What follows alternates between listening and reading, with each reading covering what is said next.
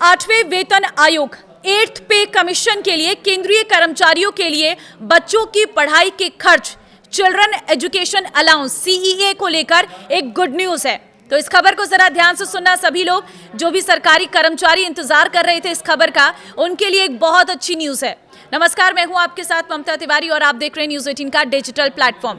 संचार मंत्रालय ministry of communication के डाक विभाग ने हाल ही में अक्सर पूछे जाने वाले प्रश्न के जरिए CEA रिम्बर्समेंट रूल के नियमों को बिल्कुल स्पष्ट कर दिया है। अब कर्मचारियों को भत्ता लेने के लिए भटकना नहीं पड़ेगा। कितना पैसा मिलेगा समझिए। नए नियमों के मुताबिक सरकारी कर्मचारी हर महीने 2,812 रुपए 5 पैसे फिक्स्ड चिल्ड्रन एजुकेशन अलाउंस के हकदार हैं। वहीं अगर बच्चा हॉस्टल में रहकर पढ़ रहा है तो हॉस्टल सब्सिडी के रूप में 8,437 रुपए 5 पैसे प्रति महीने मिलेंगे। खास बात यह है कि खर्चे चाहे कम हुआ हो या ज्यादा, कर्मचारी को यह तय राशि ही मिलेगी।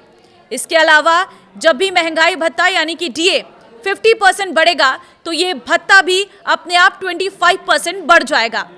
प्रमुख शर्तें क्या है वो भी जान लीजिए। सरकार ने स्पष्ट किया है कि ये लाभ केवल कर्मचारियों के 2 बड़े बच्चों के लिए ही मिलेगा। यदि पति और पत्नी दोनों सरकारी कर्मचारी है तो केवल एक ही व्यक्ति इस भत्ते का दावा कर सकता है, दोनों नहीं कर सकते हैं। और इसके लिए बच्चे का किसी मान्यता प्राप्त संस्थान में पढ़ना अनिवार्य है। तो इस बात को आप जरा गौर करना। रिम्बर्समेंट का दावा साल में केवल एक बार वित्त वर्ष खत्म होने के बाद किया जा सकता है। NEP 2020 और प्री स्कूल पर बड़ी राहत। नई शिक्षा नीति NEP 2020 लागू होने की वजह से अगर किसी बच्चे को कोई क्लास दोबारा पढ़नी पड़ रही है तो सरकार इसमें एक बार की विशेष छूट दे रही है।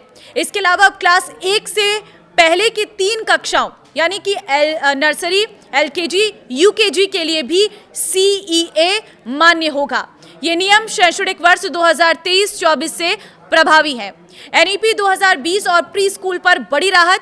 नई शिक्षा नीति लागू होने की वजह से अगर किसी बच्चे को कोई क्लास दोबारा पढ़नी पड़ रही है तो सरकार इसमें एक बार की विशेष छूट दे रही है। तो देखिए, आपको ये भी जानकारी दे दें कि सरकार ने ये भी साफ किया है कि यदि कोई कर्मचारी छुट्टी पर है या सस्पेंशन है उसका, तब भी उसे यह भत्ता मिलता रहेगा। रिटायरमेंट, बर्खास्तगी या सेवा से हटाए जाने की स्थिति में उस शैक्षणिक वर्ष के अंत तक भत्ता दिया जाएगा जिसमें कर्मचारी ने सेवा छोड़ी है। कोर्ट द्वारा बहाली के मामले में सक्षम प्राधिकारी के निर्णय के आधार पर भत्ता तय होगा। इस समय पूरे देश में 8वें वेतन आयोग को लेकर काफी चर्चा चल रही है। खासकर केंद्र सरकार के कर्मचारी और पेंशन लेने वाले लोग इसको लेकर काफी उम्मीद लगाए बैठे हैं, क्योंकि इससे उनकी सैलरी और पेंशन में अच्छा खासा इजाफा हो सकता है। वित्त राज्य मंत्री पंकज चौधरी ने कहा है कि सरकार ने 3 नवंबर 2025 को औपचारिक रूप से 8वें केंद्रीय वेतन आयोग की स्थापना की है। उन्होंने आगे कहा है कि आयोग को सरकारी कर्मचारियों की सैलरी, केंद्रीय सरकारी कर्मचारियों की सैलरी, भत्ते और पेंशन पर अपनी सिफारिशें रिपोर्ट पेश करने के लिए 18 महीने का समय दिया गया है। ये संसद में उनके द्वारा कहा गया था। तो फिलहाल ये एक अच्छी खबर है उन लोगों के लिए जो सरकारी कर्मचारी हैं। उन्हें जो है अपने बच्चों के लिए कितना अलाउंस मिलने वाला है उसके बारे में ये पूरी जानकारी जो है वो इस वक्त निकलकर सामने आ चुकी है।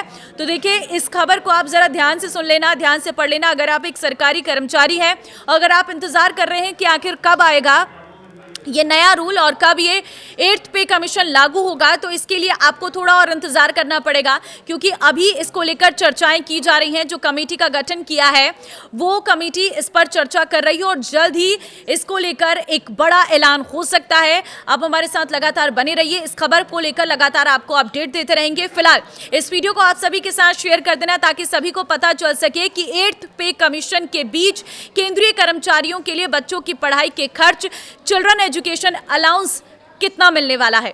नमस्कार।